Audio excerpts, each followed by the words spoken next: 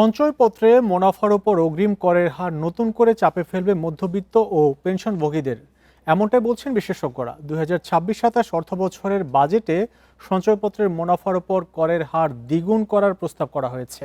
এতে যে কোনো ধরনের সঞ্চয়পত্রের মুনাফার টাকা তোলার সময় 10% হারে অগ্রিম কর কেটে রাখা হবে। মধ্যবিত্ত ও পেনশনভোগীদের নিরাপদ ও নিশ্চিত বিনিয়োগের ক্ষেত্রে সঞ্চয়পত্র, এখান থেকে পাওয়া মুনাফা দিয়ে আসে অনেকেরই সংসার খরচ। সঞ্চয়পত্রের মুনাফা কমলে তাই বিপাকে পড়েন তারা।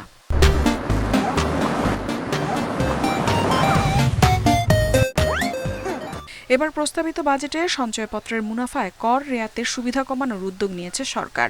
এতে মূল্যস্ফীতির চাপে থাকা মধ্যবিত্ত শ্রেণীর জন্য তৈরি হবে বাড়তি চাপ। বর্তমানে 10 লাখ টাকা পর্যন্ত সঞ্চয়পত্রে মুনাফায় 5% হারে উৎসে কর কাটা হয়। একেই চূড়ান্ত কর দায় হিসেবে বিবেচনা করা হয়। তবে নতুন বাজেটে এই সুবিধা বাতিলের প্রস্তাব করা হয়েছে। মুনাফা চূড়ান্ত কর দায় হিসেবে বিবেচিত হবে না আর, বরং করদাতার মোট আয়ের সঙ্গে এই আয় যোগ হয়ে নির্ধারিত কর স্ল্যাব অনুযায়ী পরিশোধ করতে হবে কর। স্যালারি ইনকাম মানে ধরেন 60-70 হাজার টাকা বেতনের পাশাপাশি তারা কিছু সঞ্চয়পত্রও কিন্তু ইনভেস্ট করেছেন, মানে তারা তাদের সারপ্লাস টাকাটা সঞ্চয়পত্র ইনভেস্ট করে রেখেছেন।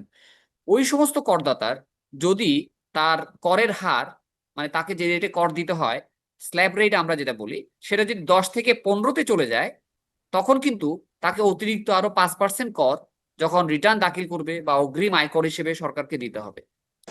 এতে করে 5 লাখ টাকার সঞ্চয়পত্রের গ্রাহকরাও আগের তুলনায় বেশি করের আওতায় আসছেন। আগে যেখানে মুনাফা আয়ের উপর 5% কর দিতে হতো, এখন সেখানে ন্যূনতম 10% হারে কর দিতে হতে পারে। অন্যদিকে কমানো হচ্ছে কর রেয়াত সুবিধাও। বিনিয়োগ করার মতো যদি লিস্টেড শেয়ার না থাকে, তো মানুষ তো স্বাভাবিক চেষ্টা করবে কোথায় যেতে, ব্যাংকিং এ যেতে। কারণ ব্যাংকের যে সমস্ত আপনি যদি এফডিআর রাখেন বা এই ধরনের ইনস্ট্রুমেন্ট থাকে, সেগুলো তো ধরেন সুদের হার তো বেশি কম্পারেটিভলি, মানে রিটার্নটাও একটু বেশি। তো আপনি নিশ্চয়ই দেখবেন যে গত ধরেন প্রায় 1 বছর ধরে সরকারি যে সমস্ত সিকিউরিটিজ আছে, বিশেষ করে ট্রেজারি বিল, বন্ড, হ্যাঁ, এগুলোতে কিন্তু অনেক মানুষের আগ্রহ বেড়ে গেছে। মুনাফা থেকে কেটে নেওয়া অর্থ অগ্রিম কর হিসেবে গণ্য হবে। পরে রিটার্ন দাখিলের সময় যদি কেটে নেওয়া কর প্রকৃত কর দায়ের চেয়ে বেশি হয়, তখন ফেরত পাওয়া যাবে অতিরিক্ত অর্থ। ইফাত আরা, ইন্ডিপেন্ডেন্ট নিউজ।